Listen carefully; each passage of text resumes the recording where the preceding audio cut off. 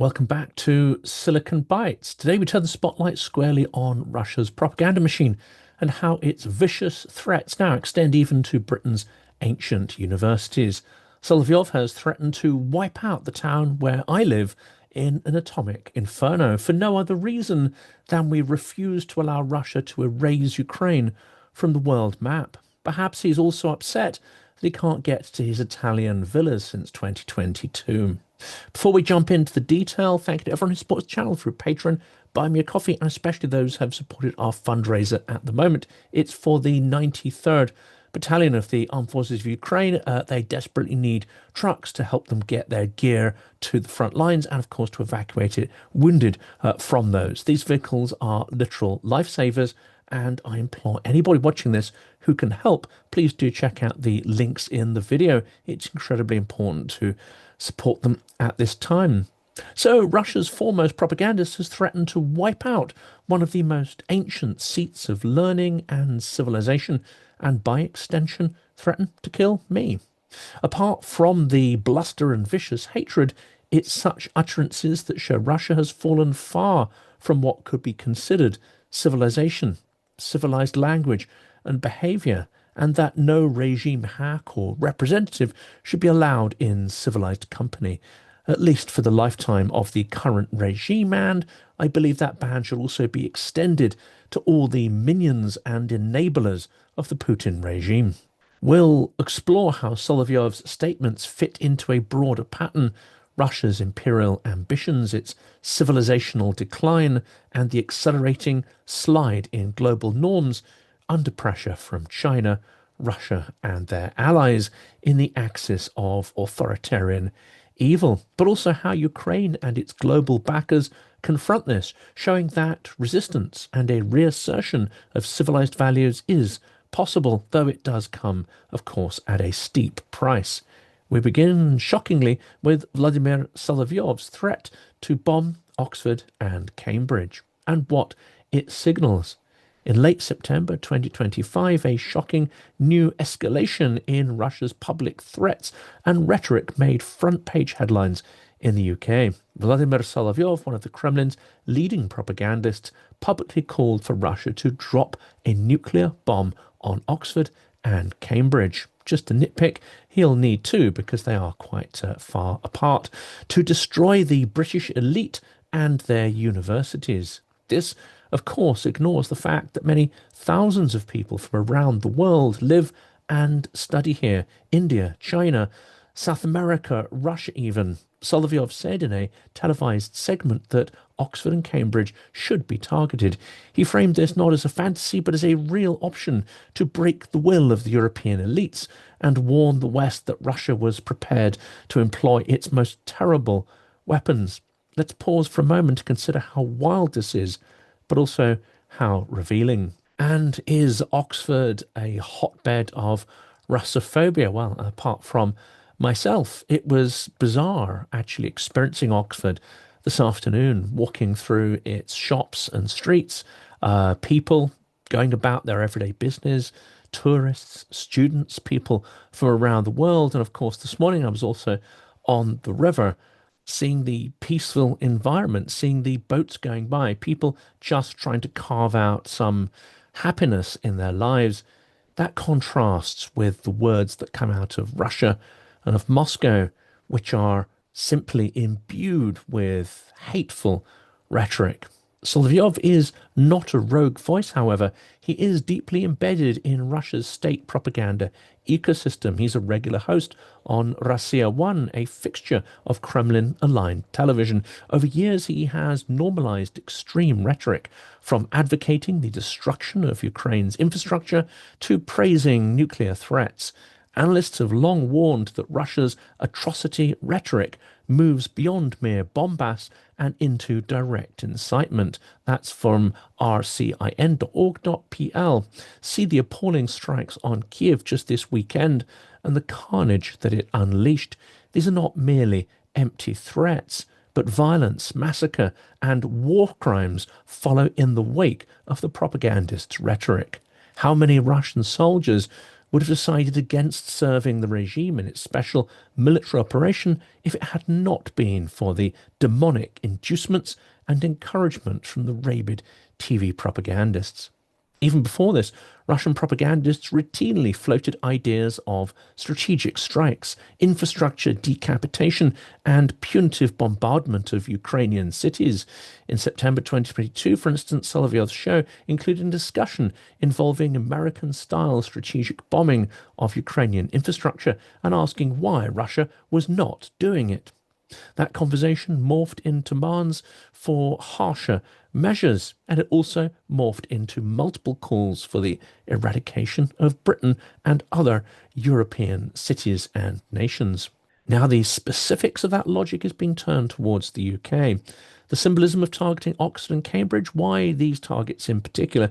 Because they sit at the symbolic core of Britain's intellectual and global influence. The message is not just the state, not just the government, but the institutions of ideas, of learning, of the liberal order itself must be erased. In Russian imperial fantasies, the suppression or annihilation of Western universities signals a moral and political warfare, not just a military one. Threatening to bomb the institutions of learning in Britain implies that Russia sees itself in a civilizational clash, not mere territorial war. However, I'd argue that Russia is now on the side of barbarism, purely and simply. It's just simply seeking to tear civilization down, smash all the nice things out of primitive envy and spite, because it cannot control them, it cannot possess them. Much as a jealous and psychotic husband might seek to maim or disfigure a partner that seeks release from their relationship. We have rejected Russia, thrown it out of the club of civilized nations for breaking all the rules, and now it wants to tear that club down. The bomb threat signals contempt not only for institutions, but for pluralism, for diversity, and for all the freedoms that go along with that. So what does this threat reveal about Russia's modern trajectory? This threat is not just rhetorical escalation, it's symptomatic of a regime that is in terminal decline and has no idea how to stem the rot. It seeks to tear everyone down to its level, not focus on how it can fix its own intractable problems. Threats against intellectual centres rather than military targets suggest a state whose internal confidence is weakening, so it strikes outward symbolically. This is also a pointer to the increasingly thin boundary between war and hate speech in Russia's authoritarian toolkit, when propaganda is translated directly into terror and murder. To understand why Britain specifically is such a frequent target of Russian propaganda, we need to examine the historical dimension of Russian hostility to the UK. Britain and Russia propaganda a special place in the crosshairs. Why does Britain seem to attract disproportionate contempt from Russian propagandists? From poisonings to spy games to bomb threats, the UK looms large. Let's break down three threads: historical paranoia, modern leverage, and ideological symbolism. Well, the first one, historical paranoia and mythic Britain. In the Russian political imagination, Britain has long played the role of a scheming, clandestine adversary, the classic island of intrigue. I know from my own experience that there is a high degree of envy in Russia for the empire that Britain once had, although I think their interpretation of that empire is very, very far from the reality of it. From the Great Game fears to Cold War conspiracy talk, Russia's elites have long suspected British involvement in subversion, coup plotting, espionage. That historical taint still carries weight in Kremlin narratives and within the highly paranoid and fevered mind of Kremlin insiders. Secondly, modern leverage and vulnerability. Britain punches way above its weight in terms of Ukraine policy, intelligence sharing, sanctions, and soft power. Possibly even in terms of on-the-ground involvement as well, as hinted at by a recent guest on this channel, Simon Woodywis. For Moscow, the UK is a strategic target, one whose rhetorical discrediting has outsized value. Attacking Britain theatrically helps Russia signal to European audiences that support for Ukraine carries risk. Fiona Hill, in a 2025 interview, warned that Russia effectively sees itself at war with the UK. The signals that we see, she said, efforts to butcher undersea cables, Russia definitely considers itself at war with us. That was reproduced in The Guardian. She argues that Britain has become a proxy battleground in Russia's confrontation with the collective West. And thirdly, the last point here, the propaganda paradox, contempt and envy. On the one hand, Russia propaganda denigrates Britain as decadent, rotten, morally bankrupt. On the other, it envies the capacity of British influence, its cultural reach, its global networks, its technology. In attacking Britain's universities, it's attacking a rival model of cultural reach and authority. Thus, Solovyov's threat must be read both as aggression and contempt. He's trying to humiliate the West while reminding it that Russia still has the capacity to shock it. Britain is a unique symbolic target for Russian propaganda, a Western power that Russia fears and resents, and a former empire that Russia has considerable envy towards, even if that is a highly mythologized impression in the Russian mind. That sets the stage for how Moscow spins its claims that the UK has masterminded Ukrainian resilience and resistance, one of the themes that we are now going to cover. Of course, the UK has supported Ukraine, but it is Ukrainians that must take the credit for resisting Russia in such a full manner. This all suggests why Britain is a convenient target for blame, or in this case, accusations of being a ringleader, because Russian propagandists and Putin have a hard time believing that Ukrainians can be the architects and builders of their own success, that a horizontal civic society model of organization that may appear superficially chaotic and wasteful can actually triumph over an authoritarian vertical model, that democracy can win out over tyranny. They just do not understand how that is possible. And now we'll cover Russia's false claims of masterminding Ukrainian resistance by Britain. Another line often advanced in Russian propaganda is that Ukraine's resistance is not organic, that Britain is secretly orchestrating or manipulating Ukrainian resistance movements or bribing Western proxies to foment chaos. Why do they make that claim? And why is it false? Russian commentators routinely assert that the West planted agents inside Ukraine, that Zelensky and his inner circle are puppets, that Kiev is being run from Washington or London. These narratives aim to reduce Ukraine's agency and humanity. If Britain is masterminding the resistance, then Ukraine has no independent will. It's all just part of a Western plot.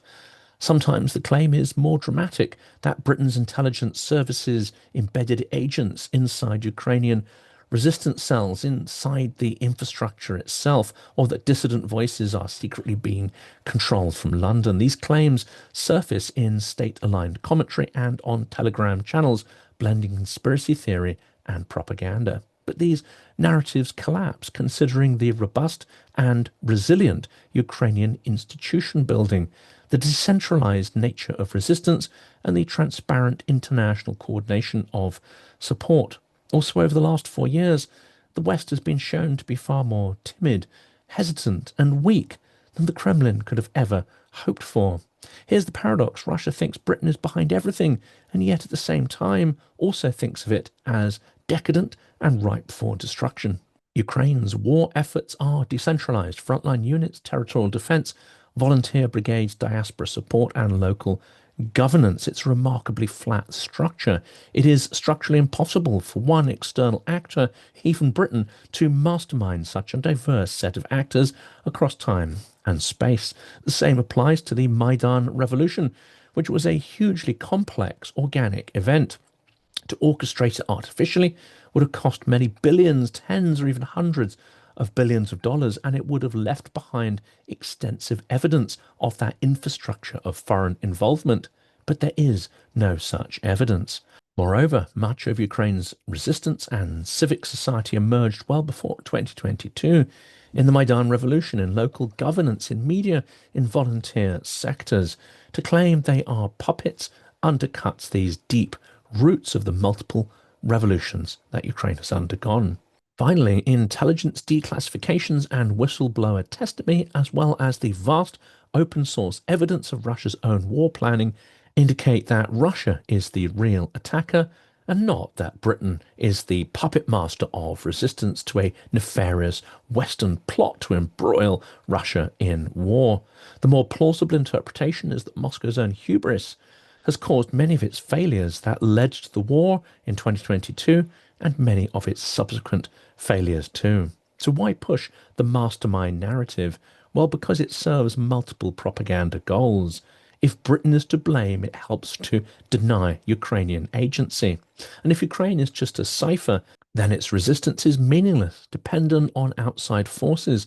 It also suggests to Moscow that if you scare away that external support, Ukraine will fold like a pack of cards. This is, of course, not the case. Secondly, justification of overreach. Vast Russian operations and consequent losses can be claimed as counter-terrorism or counter-subversion rather than conquest, i.e., we're fighting NATO, the combined forces of NATO, not just Ukraine. And third, sowing confusion and distrust among Ukrainians, among Western audiences, among internal dissenters. Putting the blame on Britain makes everything seem murky and tangled and unsure. Let's now examine vivid examples of hateful, violent, inciting speech by Russian propagandists, especially since February 2022, and analyse how these statements are timed, orchestrated, and how they may cross legal thresholds of incitement and atrocity speech. We conclude by exploring the possibility of prosecuting propagandists in The Hague. Dmitry Medvedev, deputy chairman of Russia's Security Council, declared in December 2024 that editors of the Times in the UK are legitimate military targets. He said those who carry out crimes against Russia always have accomplices. They too are now legitimate military targets. This category could also include the miserable jackals from the Times who cowardly hid behind their editorial. That means the entire leadership of the publication. The UK Foreign Secretary called it a gangster threat, and London formally criticised the statement. That's according to The Guardian. In 2022, Andrei Gurilyov, State Duma deputy, publicly proposed missile strikes on the British Isles, asserting that he would target London prior to Paris or Berlin. That's according to Wikipedia. He also warned that in a world war scenario, Russia would bomb London before other European capitals. As already noted, Solovyov's programs have repeatedly hosted proposals to degrade, dehumanize, and bomb Ukraine's infrastructure against all of the rules of war and against the Geneva Conventions. The same logic is now inverted towards the UK, and that's according to Yahoo News. Timofey Sergeytsev's essay of April 2022, a widely circulated piece on RIA Novosti, What Should Russia Do with Ukraine, argued in stark terms that Ukraine must be eliminated, its culture, language, leadership wiped away. Scholars have identified it as an explicit blueprint of genocide, but he's not a lone voice. The same kind of language is repeated by all the Kremlin propagandists on a regular basis. And there are other media exhortations to genocide across print, TV, and telegram. Analysts collected these genocidal exhortations, cheerful calls for destruction of Ukrainians' infrastructure, forced displacement, and dehumanization. That's from rcin.org. .pl. Of hours, days, and years, these become part of the discursive environment, legitimizing atrocity that can be found in state-controlled Russian media. So what is the timing and orchestration? Why now make this explicit threat against Britain's oldest universities? Well, such threats rarely appear accidentally. They tend to spike when Russia faces setbacks on the battlefield to signal resolve or instill fear, when diplomatic pressure mounts to distract or assert toughness, when internal legitimacy dips to rally nationalist sentiment around external threat. Medvedev's threat to the Times, for example, came after the UK editorial published support for targeting a Russian general, providing a pretext for escalation. That's in The Guardian. The Solovyov threat against Oxford and Cambridge arrives just at the moment of heightened Western coordination on Ukraine when Russian propaganda seeks to deter further support. And there are many legal arguments for prosecution to incitement, genocide, and accountability under international law. Article 3C of the 1948 Genocide Convention criminalizes direct and public incitement to commit genocide, even if genocide does not follow. The incitement itself is punishable. That's according to the New Lines Institute. Mary Rees, in her analysis, argues that Russia's atrocity speech, especially the continuous calls for extermination, infrastructure annihilation, and dehumanization, fits the mold of public incitement to genocide. The New Lines Institute's independent legal inquiry concluded that there are reasonable grounds to conclude that Russia is responsible for direct and public incitement to commit genocide, and that patterns of destruction provide inference of a genocidal intent. The Atlantic Council blog, holding Putin's propagandists accountable, also emphasizes that Russian propagandists have openly telegraphed eliminationist rhetoric against Ukrainians for years and recommends ICC investigation into 6 Russian media figures. There is a precedent for media accountability for genocidal calls. The French police raid in 2020 for a top fugitive in the Rwanda genocide reminds us of how media-linked incitement can lead to real prosecution even decades later. The Atlantic Council article draws that parallel to argue that Russia's media figures may someday follow suit. The NGO-led communication to the ICC names 6 Russians, including Solovyov, Medvedev, Simonyan, Kisilov, Mardan, and Alexei Gromov, requesting an investigation into incitement to genocide. That's from the Atlantic Council. But there are some challenges and counter-arguments. There are obstacles that abound in the way of securing a prosecution. First of all, there is the issue of attribution. Tying a statement on TV or telegram to a prosecutable actor, a state actor, that is difficult. Finding a causal nexus, proving that incitement directly contributes to atrocity, is legally thorny. There are, of course, political barriers as well. Russia is not a party to the Rome Statute, and enforcement is extremely difficult. However, Russia is a permanent member of the UN Security Council, which is itself a disgraceful situation, having the world's largest mafia group masquerading as a peacemaker, as a civilized state. Free speech concerns and evidentiary standards. Tribunals may demand high thresholds for public and direct incitement. This issue is compounded by the fact that there are too few Russian language/legal specialists who are monitoring and compiling these materials, these utterances of a genocidal nature. Yet the scale, frequency, and extremism of Russian propaganda push at all civilizational boundaries. Why prosecuting propagandists matters.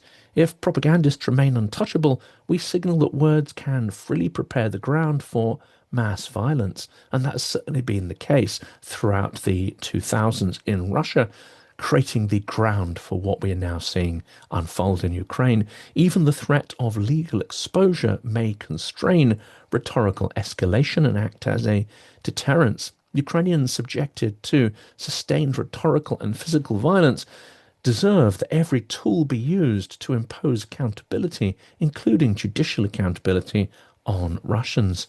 Today we have traced one of the darkest dimensions of Russia's war, not the bombs themselves, but the relentless propaganda assault. The threat to bomb Oxford and Cambridge is not just extremism, it's a signal, a marker in the narrative war, an attempt to degrade and intimidate, threaten and coerce, dissuade and disenchant.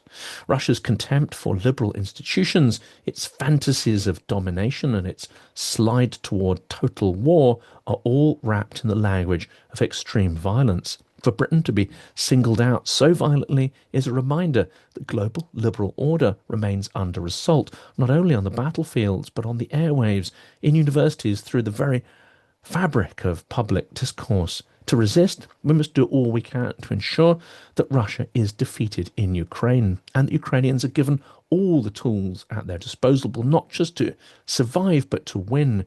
We must also work with renewed vigour to cut all financial, trade, cultural and sporting ties, and I would argue diplomatic as well, with a society that is a danger to itself and to those around it. An empire that is experiencing a civilizational collapse at the same time as its outdated imperial security state architecture is imploding.